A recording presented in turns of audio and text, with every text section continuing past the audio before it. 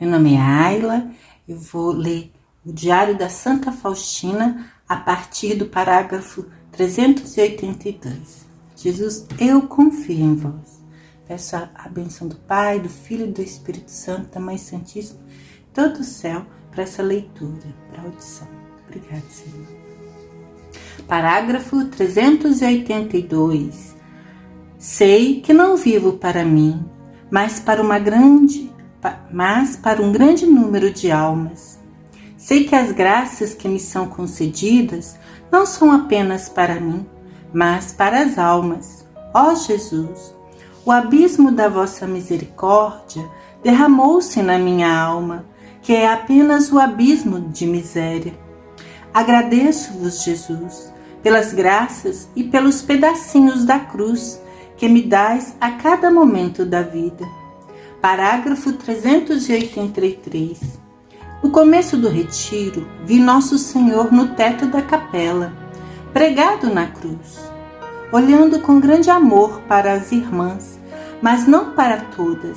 Havia 3 irmãs para as quais Jesus olhava com severidade. Não sei por que motivo. Sei apenas que é terrível o olhar de um juiz severo.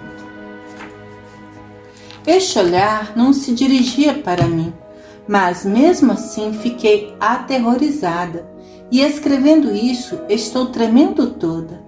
Não ousei dirigir a Jesus sequer uma palavra. As forças físicas me abandonaram e pensei que não aguentaria até o fim da conferência. No dia seguinte, novamente vi a mesma coisa que da primeira vez e ousei dizer estas palavras: Jesus, quão grande é a vossa misericórdia. No terceiro dia, repetiu-se novamente o mesmo olhar para todas as irmãs com grande bondade, com exceção dessas 3. Então, criei coragem e, incitada pelo amor ao próximo, disse ao Senhor: vós sois a própria misericórdia, como vós mesmo me dissestes.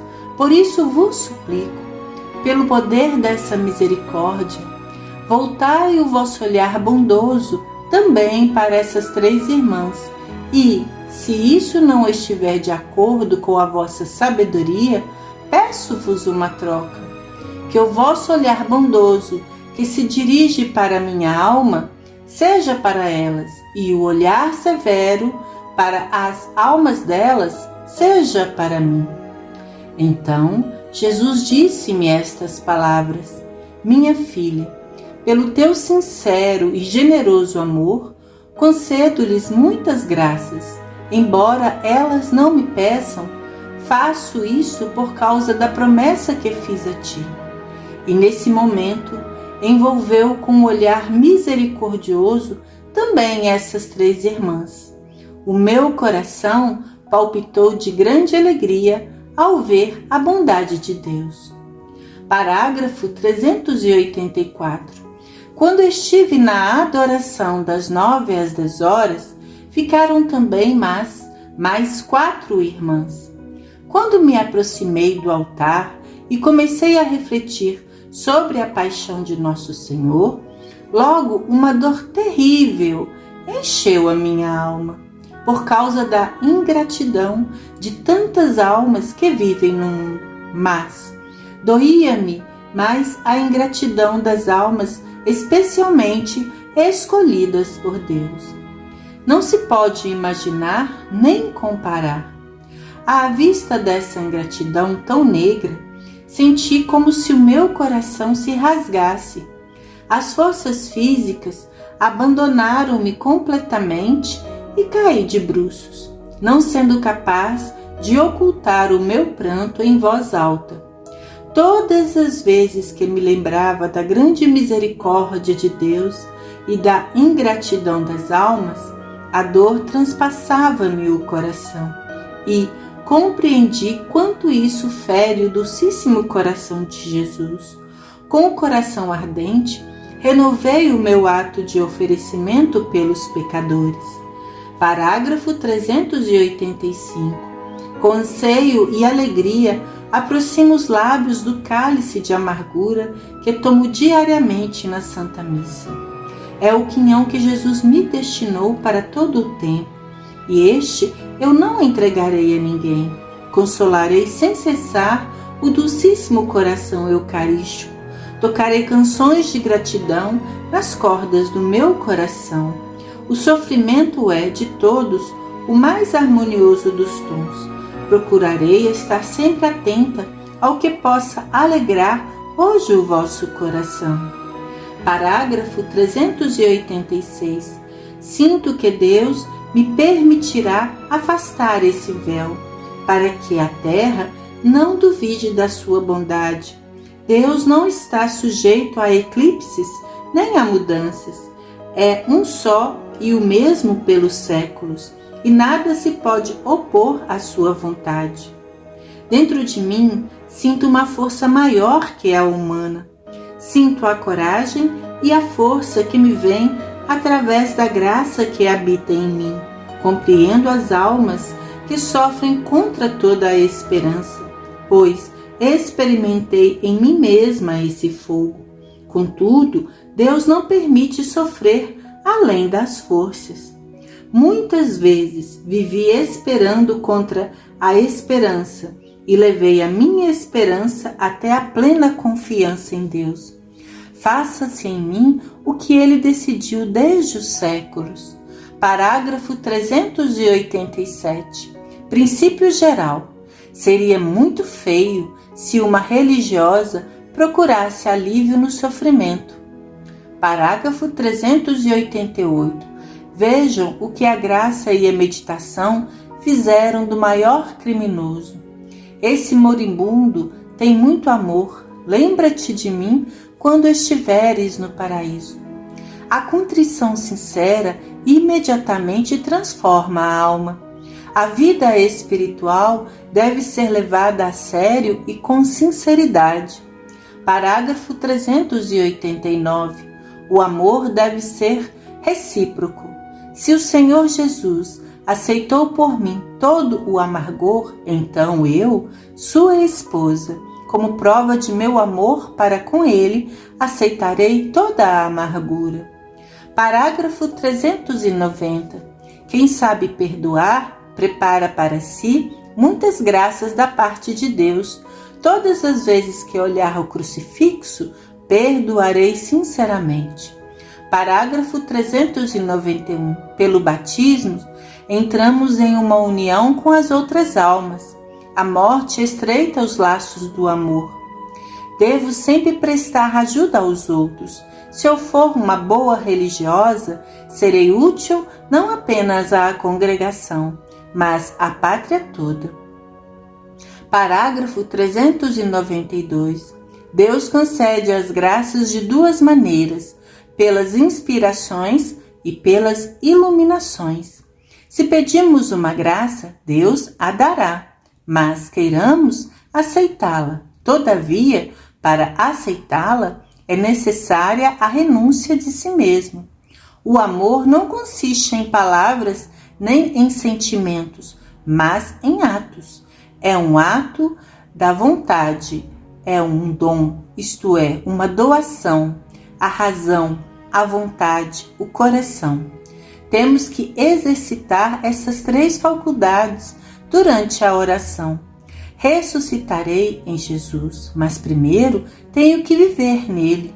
Se não me separar da cruz, então se manifestará em mim o Evangelho. Tudo o que me falta, Jesus completa em mim. É a sua graça que age sem cessar. A Santíssima Trindade me comunica sua vida em abundância, pelo dom do Espírito Santo. As três pessoas divinas residem em mim. Deus, quando ama com todo o seu ser, com todo o poder da sua essência. Se Deus me amou assim, como corresponderei eu, sua esposa? Parágrafo 393. Durante uma conferência, Jesus me disse: no cacho escolhido de uvas, és uma uva doce. Desejo que o suco que circula em ti comunique-se às outras almas. Parágrafo 394. Durante a renovação, vi Nosso Senhor ao lado da epístola, vestido de branco, cingido por um cinto de ouro, segurando na mão uma espada terrível. Isso durou até o momento em que as irmãs começaram a renovar os votos. Então vi uma claridade inconcebível e diante dessa claridade uma nuvem branca em forma de pratos de uma balança. Então Jesus se aproximou e colocou a espada num dos pratos, que logo pendeu com todo o seu peso para a terra e quase a atingia. Nesse momento, as irmãs terminaram a renovação dos votos. Então, de repente, vi anjos que tiraram de cada uma das irmãs alguma coisa, depositando-a num vaso de ouro, que tinha como que a forma de um turíbulo. Quando terminaram o recolhimento e colocaram o vaso no outro prato, este imediatamente pesou mais que o primeiro, no qual estava a espada. Nesse momento saiu uma chama daquele turíbulo, elevando-se até aquela claridade. Então ouvi uma voz daquela claridade: guardai a espada no seu lugar, pois o sacrifício é maior. Nesse instante, Jesus deu-nos a bênção e desapareceu tudo o que eu tinha visto. As irmãs já começaram a receber a Santa Comunhão. Quando recebi a Santa Comunhão, minha alma foi inundada por uma alegria tão grande que nem sei descrever. Parágrafo 395. 15/2/1935. Viagem por alguns dias à casa paterna, a fim de visitar minha mãe, que estava morrendo. Quando soube que minha mãe estava gravemente doente e já próxima da morte, pedindo que eu viesse, porque desejava ver-me mais uma vez antes de morrer, imediatamente despertaram em mim todos os sentimentos do coração. Como uma filha que ama sinceramente sua mãe, eu desejava ardentemente atender ao pedido dela, mas deixei tudo nas mãos de Deus e submeti-me inteiramente à sua vontade, sem me importar com a dor do coração. Eu me atinha ao desígnio de Deus. No dia do meu onomástico, 15 de fevereiro, pela manhã, a Madre Superiora deu-me uma outra carta da família e me concedeu a licença para ir à casa paterna, para atender ao desejo e ao pedido da minha mãe, que estava morrendo. Logo comecei a me preparar para a viagem e já à noite parti de Ulm. Parágrafo 396. Ofereci toda essa noite pela minha mãe, tão gravemente doente, para que Deus lhe concedesse a graça de que os sofrimentos por que estava passando em nada perdessem seu mérito. Durante a viagem tive uma companhia muito agradável, porque no mesmo compartimento viajavam algumas senhoras de uma confraria mariana. Senti que uma delas tinha um grande sofrimento e que na sua alma travava-se uma luta encarniçada. Comecei mentalmente a rezar por ela. Às 11 horas, as outras senhoras passaram para um outro compartimento para conversar e ficamos apenas as duas. Eu sentia que a minha oração estava provocando nessa alma uma luta ainda maior. Eu não a consolava, mas rezava com fervor ainda maior. Finalmente dirigiu-se a mim e pediu que lhe respondesse se tinha obrigação de cumprir uma promessa feita a Deus. Imediatamente conheci interiormente que promessa era essa e respondi: a senhora tem a obrigação absoluta de cumprir essa promessa, porque de outra forma será infeliz durante toda a sua vida. Esse pensamento não deixará a senhora em paz. Admirada com essa resposta, ela desvendou diante de mim toda a sua alma. Tratava-se de uma professora que, na hora de prestar os exames, fez a Deus a promessa de que, se esses exames lhe corressem bem, ela se dedicaria ao serviço de Deus, ou seja, ingressaria num convento. Porém, não obstante os exames terem ocorrido favoravelmente, agora deixei-me envolver no turbilhão do mundo e não quero entrar no convento. Mas a minha consciência não me deixa em paz e, apesar das diversões, sinto-me sempre insatisfeita. Depois de uma longa conversa, essa pessoa mudou completamente e disse que logo tomaria as providências para ser aceita numa ordem religiosa. Pediu as minhas orações e senti que Deus não lhe faltaria com sua graça. Parágrafo 397. Cheguei a Varsóvia de manhã e às 8 horas da noite já estava em casa. Que alegria para os pais e para toda a família. É difícil descrevê-la. Minha mãe tinha melhorado um pouco, mas o médico não dava nenhuma esperança de cura total.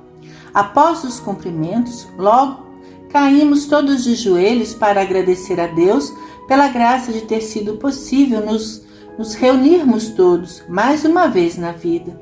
Parágrafo 398.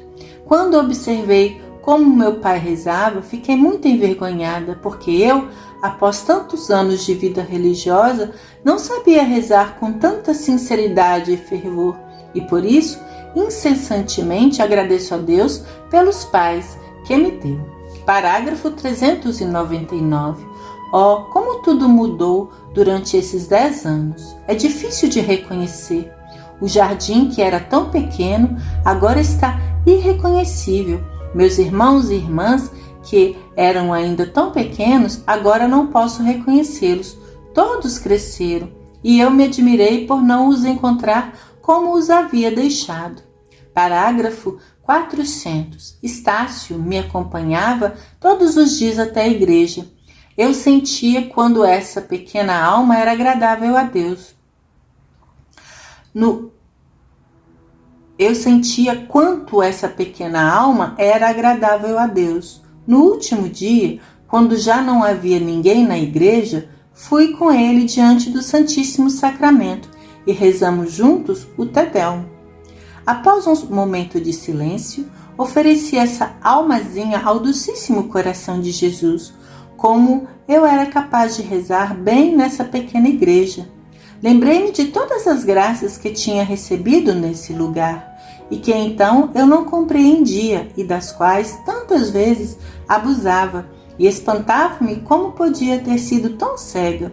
Quando eu refletia assim e lamentava a minha cegueira, vi Nosso Senhor brilhando numa beleza indizível, e ele me disse bondosamente: minha eleita, eu te concederei graças ainda maiores, para que possas ser por toda a eternidade testemunha da minha misericórdia.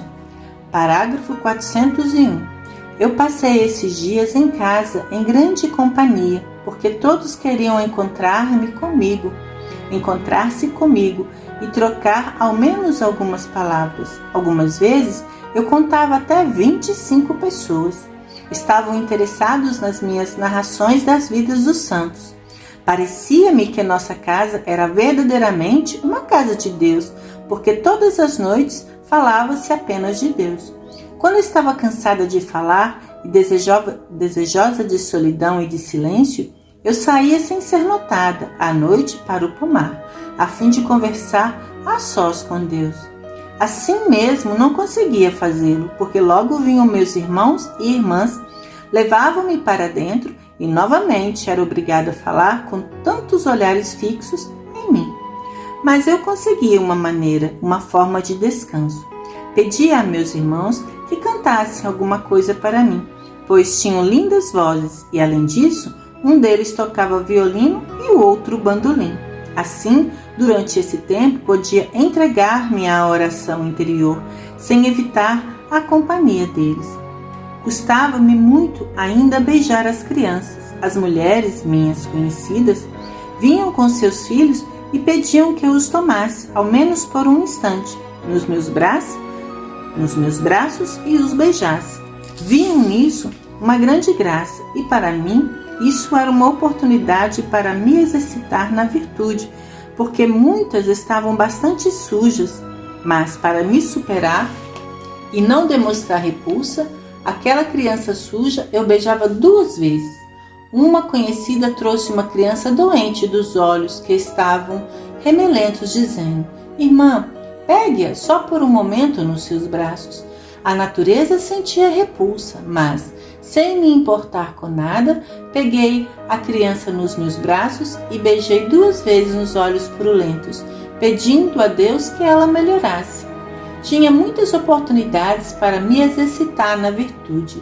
Eu ouvia as queixas de todos e percebi que não havia sequer um único coração alegre, porque não havia um só que amasse sinceramente a Deus, e em absoluto não me admirava da situação deles. Fiquei imensamente preocupada por não poder encontrar-me com 2 das minhas irmãs.